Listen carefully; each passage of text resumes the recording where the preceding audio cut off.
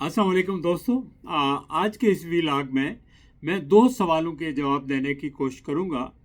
एक सवाल ये है कि अमेरिका और ईरान के दरमियान होने वाली जंग कैसे रुकी, और दूसरा सवाल ये है कि इसमें पाकिस्तान का क्या किरदार था। लेकिन उस पर आने से पहले मैं सारी पाकिस्तानी कौम को मुबारकबाद पेश करता हूँ। पाकिस्तान की सिविल और फौजी क़यादत को मुबारकबाद पेश करता हूँ कि उन्होंने इस जंग को रोकने के लिए बेतहाशा कोशिशें की और वो कोशिशें कामयाब हुई। इस पर बिलाशुबा वो मुबारकबाद के मुस्तहिक हैं। आपको मालूम है कि मैं मौजूदा हुकूमत का नाकद रहा हूँ और बहुत सारे मामलात के हवाले से मुझे तहफ़्फ़ुज़ात हैं और इख्तलाफात हैं। अभी भी मैं बहुत सारी चीज़ों के ऊपर इख्तलाफ रखता हूँ, लेकिन अगर कोई अच्छा काम करे तो उसको अप्रिशिएट ज़रूर करना चाहिए, क्योंकि बिल आखिर सारे पाकिस्तानी हैं। अगर किसी के काम से पाकिस्तान का नाम रोशन होता है तो वो काबिल सताइश है और उसकी ज़रूर जो है उसको अप्रिशिएट किया जाना चाहिए। जहाँ तक सवाल ये है कि ये जंग रुकी कैसे, देखें उसकी दो वजूहत हो सकती हैं। एक वजह तो बज़ाहिर ये भी हो सकती है कि अमेरिका जो है वक्त चाहता हो और उसकी कोई और अज़ाइम हो और उसके लिए उसने जो नकात हैं ईरान के 10 नकात वो कबूल कर लिए। अगर उन नकात को देखा जाए तो लगता ऐसे है कि वो सारे नकात जो है ईरान के हक़ में है। उसमें अमेरिका के हक़ वाली कोई बात नहीं थी सिवाय स्ट्रेट ऑफ हरमूज़ को खोलने के लिए, और वो ज़ाहिर है जंग से पहले तो खुली थी, लेकिन अमेरिका को उससे फेस सेविंग मिली है। तो इस दूसरा जो पहलू हो सकता है वो ये भी हो सकता है कि अमेरिका ने इस जंग को मिसकैलकुलेट किया, ईरान को सही तरह से अंडरस्टैंड नहीं किया, और उनकी तवक्कुआत थी कि ये जंग जो है चंद दिन चलेगी। ऐसा ना हुआ और अमेरिका को गैर इरादी तौर पर जो है अनएक्सपेक्टेडली ईरान की तरफ से सख्त किस्म का रद्द अमल का सामना करना पड़ा अमेरिका को, और अमेरिका के अलाइज जो खलीजी ममालिक में उन सब को और इसराइल को, और फिर अमेरिका के ऊपर बहुत प्रेशर भी हुआ। तो शायद इस वजह से फिर अमेरिका इस जंग से जान छुड़ाना चाहता था और उसने ये नकात सारे के सारे कबूल कर लिए। लेकिन इसका सही मालूम उस वक्त होगा कि जब इस्लामाबाद में मुज़ाकरात होंगे, और मुज़ाकरात के नतीजे में अगर जो है वो कोई मायदा काबिल अमल तय पा गया तो इसका मतलब ये है कि ये बहुत बड़ी अचीवमेंट है। ये दो चीज़ें हो सकती हैं। और तीसरा ये कि अमेरिका के अंदर प्रेसिडेंट ट्रंप के ऊपर पब्लिक का बहुत प्रेशर था, कांग्रेस का बहुत प्रेशर था। इवन इम्पीचमेंट की बातें शुरू हो गई थी, प्रेसिडेंट को हटाने की बातें शुरू हो गई थी। कांग्रेस के लोग जो प्रेसिडेंट के अपने हामी थे वो भी उनके ऊपर तनकीद करने लगे थे कि आप किसी सिविलाइजेशन पूरी को कैसे ख़त्म कर सकते हैं। तो वो उनकी जो डेस्पिरेशन उनके बयानात से जो नज़र आ रही थी, उससे यही लगता है कि वो शायद फंस गए थे और जान छुड़ाना चाहते थे।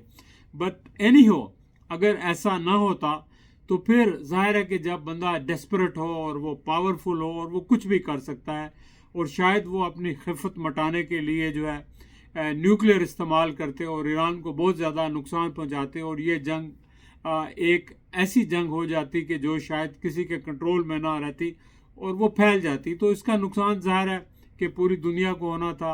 ईरान को तो होना ही था, पाकिस्तान को भी होना था, सारे नेबरिंग कंट्रीज़ को होना था। तो अल्हम्दुलिल्लाह ये जंग ख़त्म हो गई, ये बहुत अच्छी बात है। जहाँ तक पाकिस्तान के किरदार की बात है तो मैं समझता हूँ कि पाकिस्तान ने मसाली किरदार अदा किया है। वैसे पाकिस्तान का फ़र्ज़ भी ये बनता था, और मैंने अपने वीलॉग में पहले ये कहा था कि ये जंग ख़त्म कराना पाकिस्तान के लिए इतना ज़रूरी है जितना शायद ईरान के लिए ज़रूरी नहीं है, क्योंकि पाकिस्तान के बहुत सारे मामलात जो है वो एट स्टेक थे। तो अल्हम्दुलिल्लाह पाकिस्तान की हुकूमत ने, वज़ीर ख़ारजा ने, हमारे चीफ़ ऑफ डिफेंस फोर्सेस ने, वज़ीर आज़म ने, सब ने कोशिशें की और वो कोशिशें कामयाब हो गई। और उसमें ज़ाहिर है उन्होंने चाइना की सपोर्ट भी ली, चाइना ने भी अपना रोल अदा किया, तुर्की और मिस्र ने भी अपना रोल अदा किया, और ये काम जो है अच्छे तरीके से जो है इस वक्त तक हो गया कि एटलीस्ट कम अज़ कम जंग बंद हो गई। और जो वो नुकसान हो रहा था वो नुकसान जो है एक तरफ अरबों का हो रहा था, दूसरी तरफ ईरान का हो रहा था। तो ये नुकसान मुसलमानों का ही हो रहा था, جو اب نقصان نہیں ہو رہا، شکر اللہ الحمدللہ، اس پہ میں سمجھتا ہوں کہ ساری قوم مبارکباد کی مستحق ہے، اور بالخصوص جو جن لوگوں نے کردار ادا کیا وہ سارے مبارکباد کے مستحق ہیں۔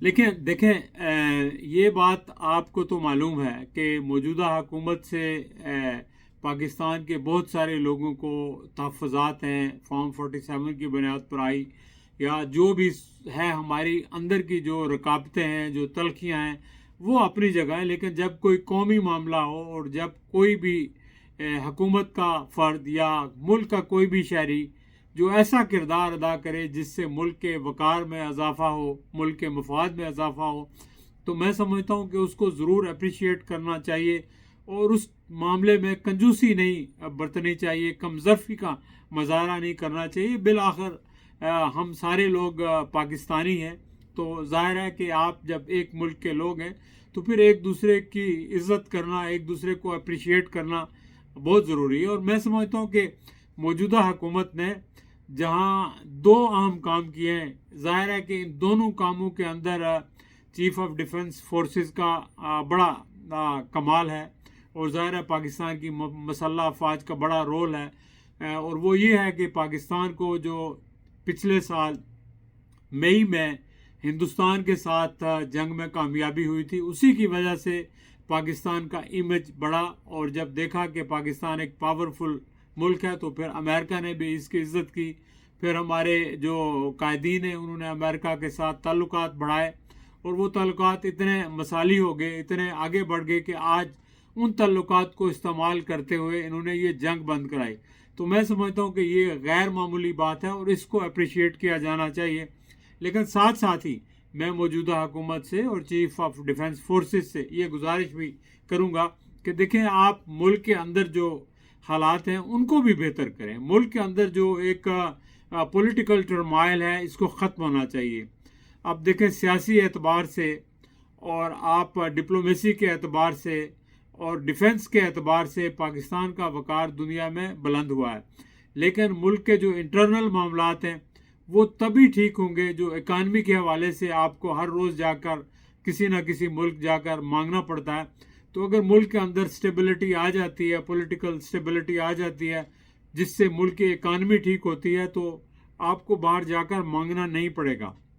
سارے لوگ مل کے، سارے جو سٹیک ہولڈرز ہیں، میں سمجھتا ہوں کہ جو جس سے غلطیاں پہلے ہوئی ہیں ان کو نظر انداز کریں، اور آگے کے لیے سارے لوگ اکٹھے ہو کر اس ملک کو ناقابل تسخیر بنائیں۔ اب دیکھیں ایٹامک آپ کے جو نیوکلیئرز ہیں ان کی وجہ سے ناقابل تسخیر تو ہے، لیکن جب تک آپ کی اکانومی سٹرانگ نہیں ہے، جب تک آپ اپنے اوپر ڈیپینڈ نہیں کر رہے، دوسرے لوگوں کے اوپر آپ ڈیپینڈنٹ ہیں، جب تک آپ کے ریسورسز نہیں ہیں، آپ کے لوگوں کے پاس روزگار نہیں ہے، آپ کے ملک کے اندر آپ کا جی ڈی پی جو ہے نیچے جا رہا ہے، مہنگائی زیادہ ہے، لوگ جو غربت کی لکیر سے نیچے ہیں، تو ایسے حالات میں ملک مستحکم نہیں ہو سکتا۔ ملک صرف ایک طاقت کے ذریعے یا ایک ڈپلومیسی کے ذریعے یا سطحی چیزوں سے کبھی بھی مستحکم نہیں ہو سکتا۔ ملک کی بنیادیں، ملک کی انٹیگریشن جو ہے تب مستحکم ہوگی جب ملک کے اندر کے سارے معاملات جو ہیں ان کو بہتر بنایا جائے۔